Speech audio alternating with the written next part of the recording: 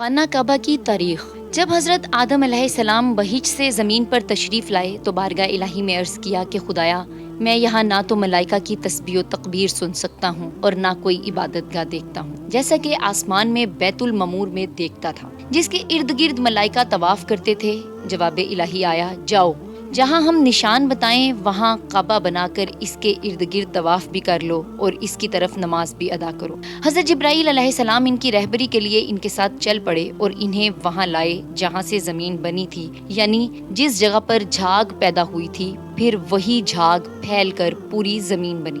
حضرت جبرائیل علیہ السلام نے اپنا پر مار کر 7ویں زمین تک بنیاد ڈال دی، جس کو ملائکہ نے 5 پہاڑوں کے پتھروں سے بھرا۔ وہ 5 پہاڑ کوہ لبنان، کوہ طور، کوہ جودی، ہیرا اور طور زیتا ہے۔ بنیاد بھر کر نشان کے لیے چاروں طرف دیواریں اٹھا دیں۔ اس طرح آدم علیہ السلام نماز پڑھتے رہے اور اس کا طواف بھی کرتے رہے۔ طوفان نوح تک کعبہ اسی حالت میں رہا۔ اس وقت وہ عمارت تو آسمان پر اٹھا لی گئی، یہ کعبہ کی جگہ اونچے ٹیلے کی طرح رہ گئی، مگر لوگ پھر بھی برکت کے لیے یہاں آتے اور آ کر دعائیں مانگتے تھے۔ پھر ابراہیم علیہ السلام کے زمانے تک کعبہ اسی حالت میں رہا۔ جب حضرت اسماعیل اور حضرت ہاجرہ اس میدان میں آ کر ٹھہرے اور اس کی وجہ سے یہاں کچھ آبادی ہو گئی، تب حضرت ہاجرہ کے انتقال کے بعد حضرت ابراہیم علیہ السلام کو حکم ہوا کہ اسماعیل کو ساتھ لے کر یہاں عمارت کعبہ بنائیں۔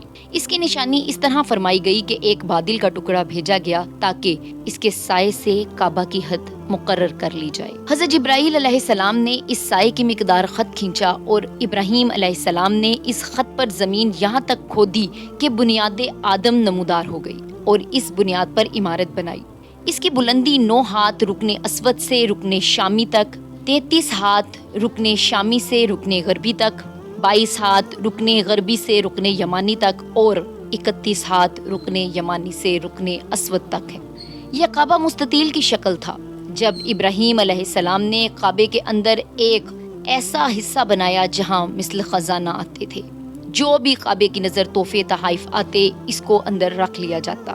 اس کے دروازے 2 تھے، ایک داخل ہونے کا، دوسرا نکلنے کا، اور کعبہ بنانے والے خلیل تھے اور ان کو گار اور پتھر اٹھا کر دینے والے اسماعیل علیہ السلام، اور اس عمارت میں 3 پہاڑوں کے پتھر لگائے گئے۔ ابراہیم علیہ السلام سے پہلے کسی نے یہاں عمارت نہ بنائی تھی، مگر آپ کے بعد کئی دفعہ اس کی تعمیر و مرمت ہوئی۔ اس میں حالات کی وجہ سے کچھ تبدیلیاں بھی ہوئیں، مثلاً اس کی اونچائی دگنی کر دی گئی، دروازے 2 کی بجائے 1 کر دیے گئے، اس کا رقبہ بھی کم کر دیا گیا، لیکن بعد میں پھر اسے پرانے رقبے میں ہی تعمیر کیا گیا۔